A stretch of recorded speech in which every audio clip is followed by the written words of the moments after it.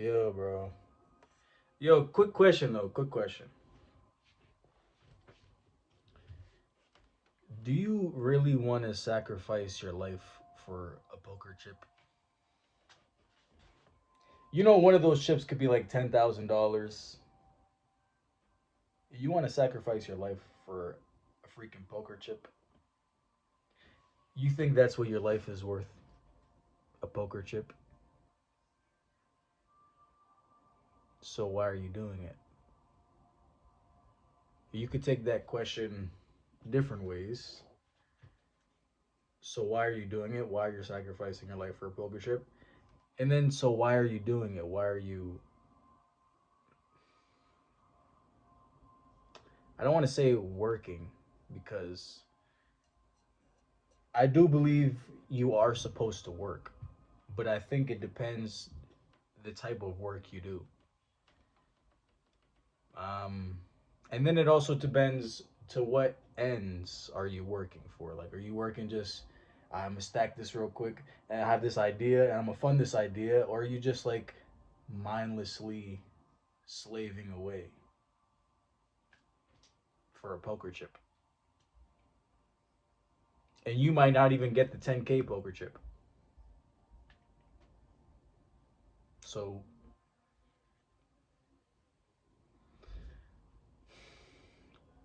we're called to adventure, guys.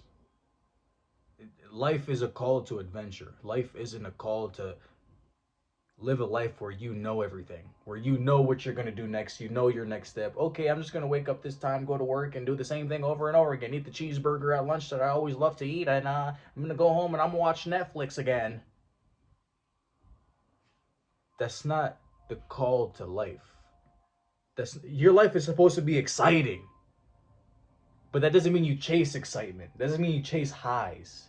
It means you go somewhere where you don't know.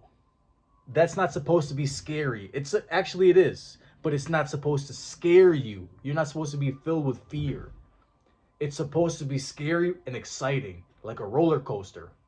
But not in the way that you go up and down and up and down, in the way that like when you finally get over your fear of roller coasters, because I used to be deathly afraid of roller coasters, eyes closed, clenching, and then you open your eyes eventually, and you start to see what's happening. Maybe you just start cussing out, and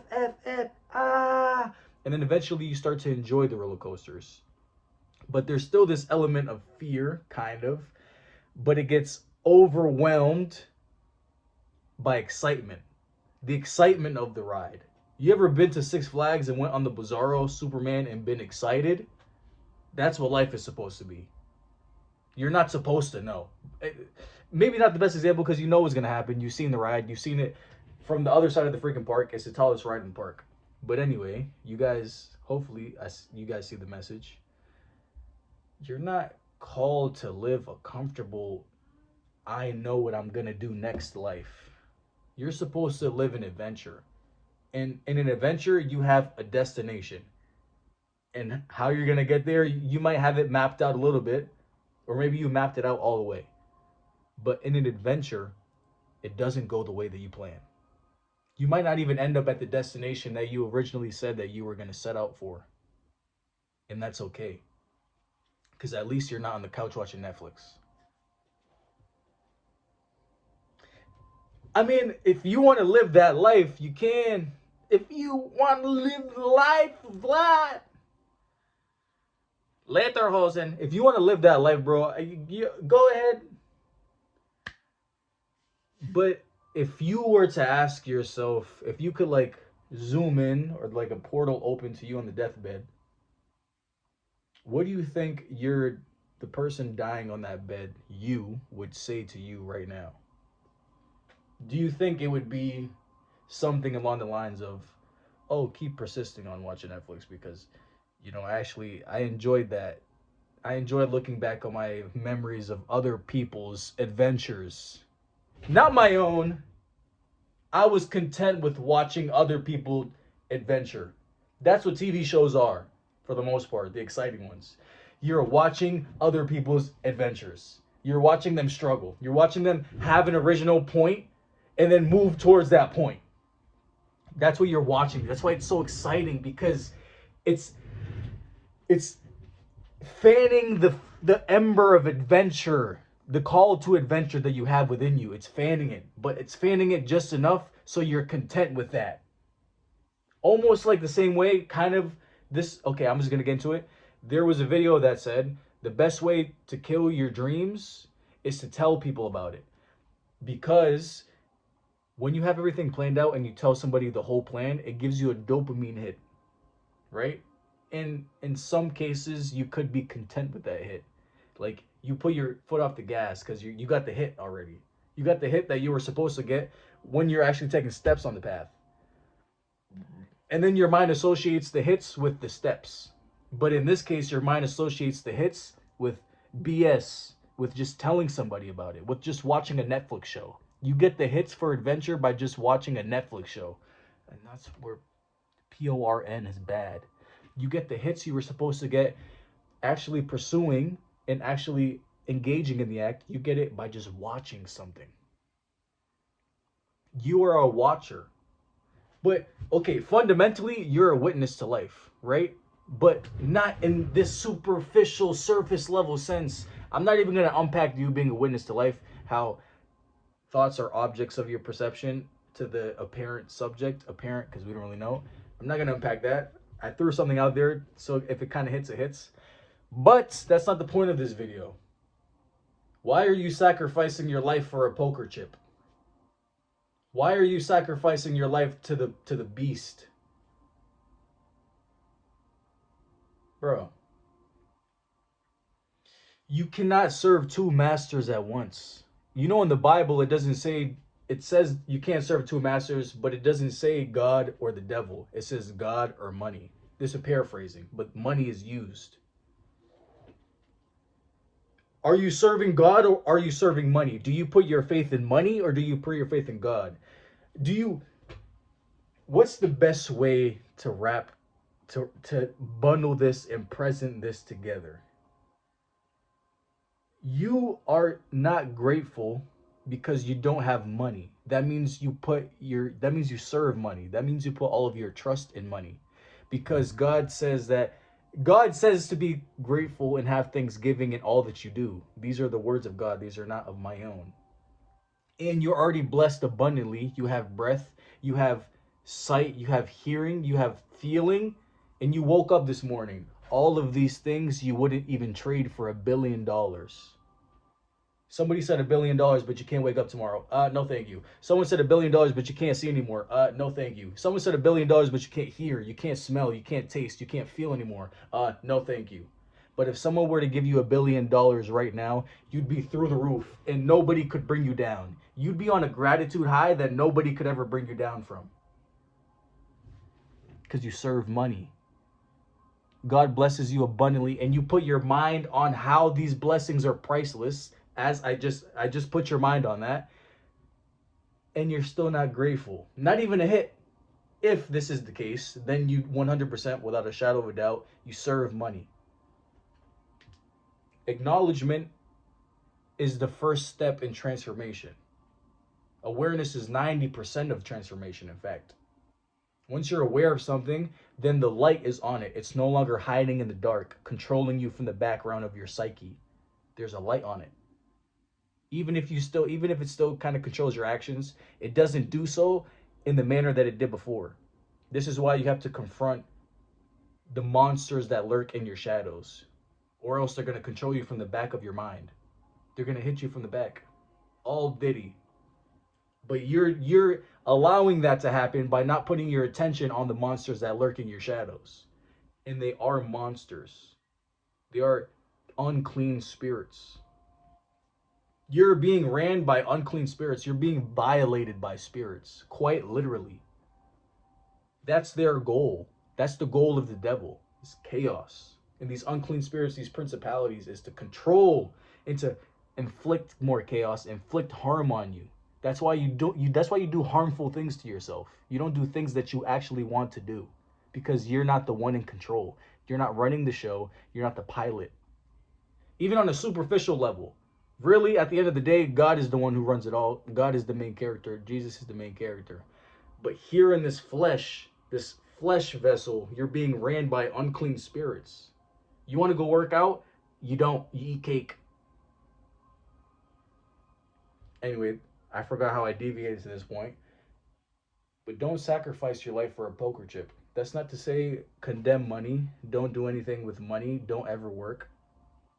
But watch the place that you're doing these things from. Do you watch? Why would God give you more money if you never put your eyes on Him? You never remember God's love, but what you do remember is money. Your eyes are always on money. Your eyes are always on the things of this world. All He wants you to do, He died on the cross because all He wants you to do is remember His love.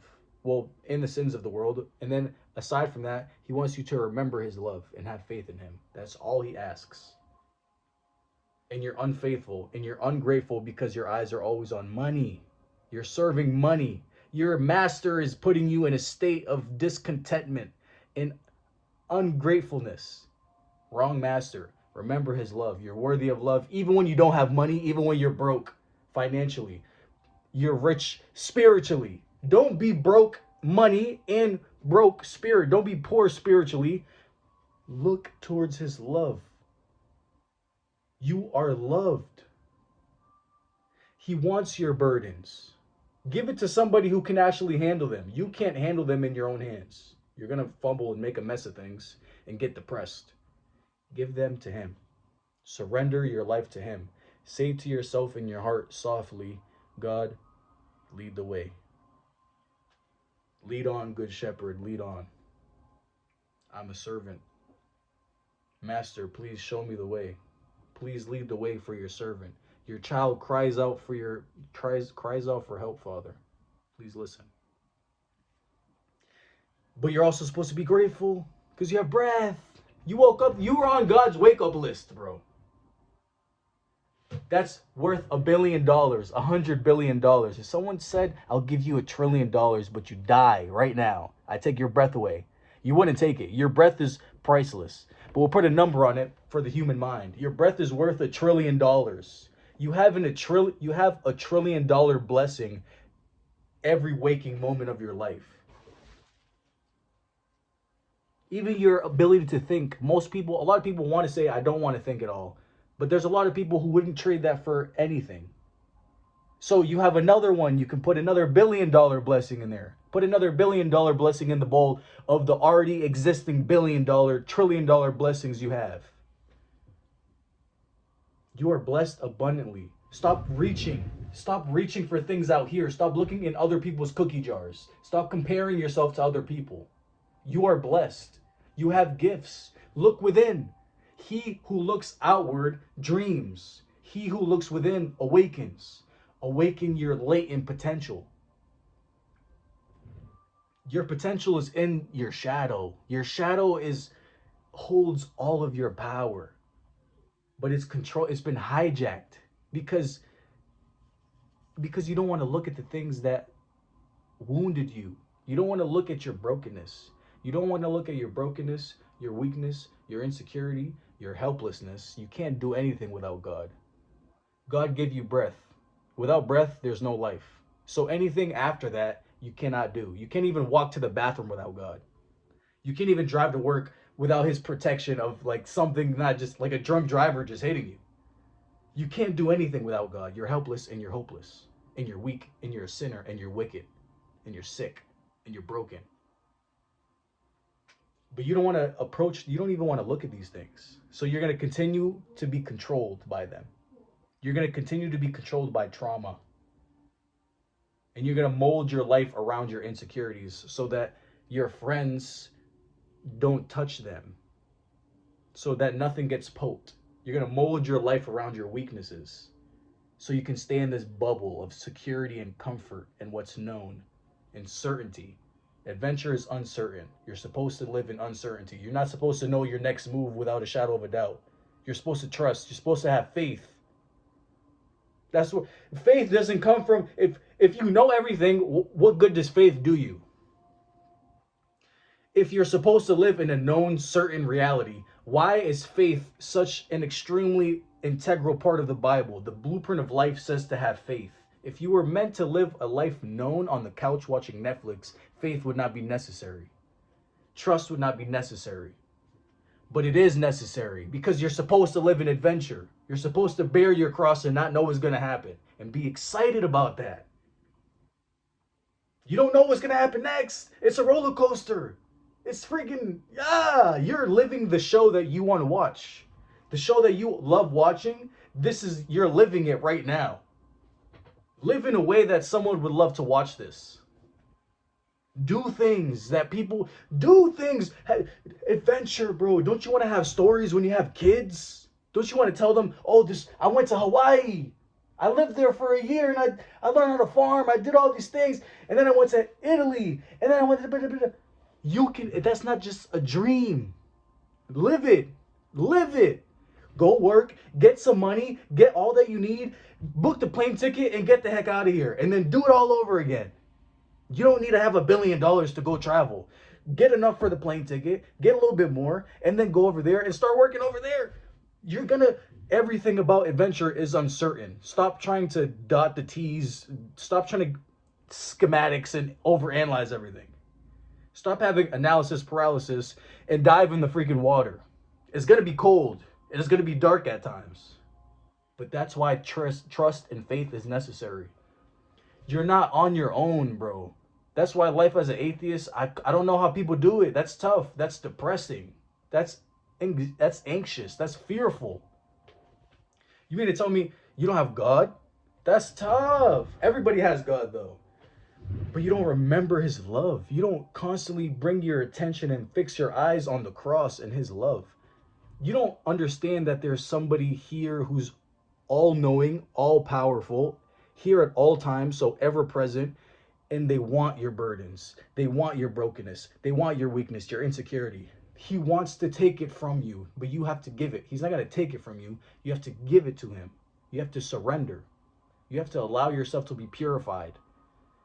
And purification is not comfortable. You ever watch The Exorcism? When he started putting the holy water on her, she started freaking out. She started going crazy and throwing up and saying all these vile things. That's you. That's you whenever you remain still and silent. Whenever you allow the truth to catch up to you. When you allow the healing, purifying, all-loving, consuming, fiery, loving hand of God to touch you. Remain in his presence. It's not going to feel like God's there. It's going to feel like, I want to watch YouTube and I'm bored. That's purification. Remain in his presence. Remain in his presence practically looks like turn everything off, sit down, lay down, whatever the heck, close your eyes, and just be. Just be. You can even say words to him if you want. You can send your cries out to him. Give thanks. And above all, remain silent. Be still and know that I am God. Not you or not me. This is scripture. Be still, remain silent, and I will take care of everything. All this turbulence in your heart, all these storms in your mind, I will calm them. You can't do anything. You can't calm the storms of your mind. You can't calm the storms of your heart. Don't even lower yourself. You're too prideful. You think you're supposed to handle everything. You think every burden that you have, you're supposed to handle it, and you think that you can actually handle it. You can't do anything. You can't even breathe on your own. You can't even walk on your own. It's through him that you walk. Lower your heart. Let him handle it. God, lead the way. For on my own I know nothing, and on my own I can do nothing. It is through you that all things are known. It is through you that I'm even able to wake up in the morning. It is through you that I'm able to see, able to hear, able to breathe, able to feel, able to taste, able to think. Now the thinking process has been hijacked by unclean spirits. Remain still, calm down, and he'll take it from you. You remaining still and closing your eyes, that's you giving it up. You can even consciously say to yourself, surrender, surrender. Hold your mind on a mantra if you want. Surrender, surrender, surrender, surrender. Thank you, thank you, thank you, thank you, thank you. Or scripture. Just let him work. Let him cook. He's cooking up. He's cooking up the impurities inside of you. He's an all-consuming fire. And sin gets burned up in his flame. There's nothing that's loving or nothing that's truthful that gets burned in God's flame. Only lies and deception. You're getting burned up. That's why it's uncomfortable. He's cooking. Let him cook. Endure. Blessed is he who endures. You will inherit the kingdom, my guy. You just have to endure. Endure the flame. Endure the cooking. Let him cook. Let him cook. Let him cook. Christ is king. Salud.